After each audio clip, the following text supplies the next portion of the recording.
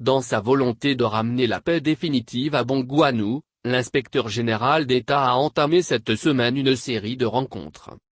L'inspecteur général d'État, Lige, a ainsi rencontré à tour de rôle les chefs traditionnels, les jeunes Agni du quartier Agni-Kro et Habitat, les jeunes leaders du quartier Dieu-Lac-Kro, les chefs des communautés du quartier Dieu-Lac-Kro. Puis, les chefs de communauté, les jeunes et les religieux de la ville de Bongouanou. Awa Ndoli a expliqué qu'il s'implique pour assainir l'atmosphère tendue entre les différentes communautés. Dès le début de la crise, je suis resté en contact avec tout le monde afin d'apaiser la tension qui ne faisait que monter, car alimentée par certains hommes politiques qui veulent à tout prix sacrifier leurs parents pour s'assurer de la notoriété. Depuis que cette crise a commencé et que j'ai appris que des biens du maire Amalaman Gilbert ont été détruits, nous sommes restés lui et moi constamment en contact. Et cela, pour voir comment limiter les dégâts en ce qui concerne ces biens, mais aussi les propriétés des autres dans la ville de Bongouanou. J'appelais régulièrement le préfet, la gendarmerie, la police et tous ceux qui pouvaient calmer les jeunes de tous les bords, afin que la ville soit sauvée et que les biens d'Amalaman soient sauvés.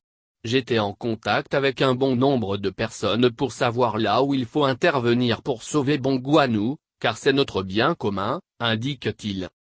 Lors de sa rencontre avec les chefs traditionnels de Bongouanou, Ige a précisé que ses appels à l'apaisement n'étaient ni pour ses proches, ni pour les personnes de son bord politique, mais pour tout Bongouanou. Même quand j'ai été informé que le domicile d'Afin Guessan a été incendié, j'ai aussitôt appelé les pompiers, la police pour limiter les dégâts. Dieu merci, la maison a été sauvée.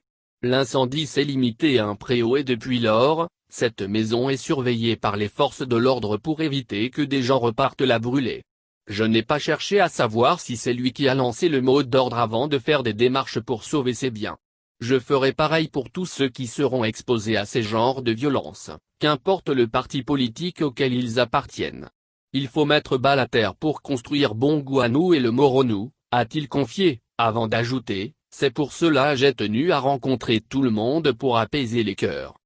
Théophile Awa Ndoli a conseillé aux chefs de sensibiliser la jeunesse afin qu'elle comprenne que ce n'est pas par la violence et les points de vue radicaux que les problèmes seront résolus. Il a, pour finir, insisté sur une réalité, le Moronou a besoin de paix pour son développement. C'est ce même message que l'inspecteur général d'État a livré aux chefs des communautés de Dieu-Lac-Kro, lors d'une visite le lundi 26 octobre.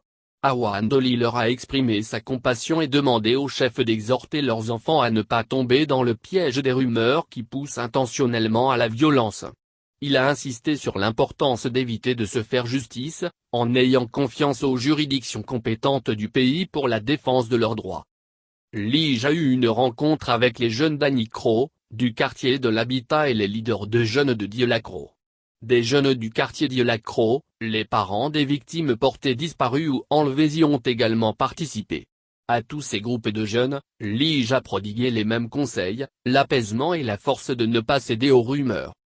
Les jeunes, en retour, ont promis de suivre tous les conseils prodigués par leurs aînés et de faire désormais attention à tout ce qui se raconte. Ceux qui, à ce jour, n'ont pas encore retrouvé leurs parents disparus disent s'en remettre à Lige dans l'espoir de les revoir.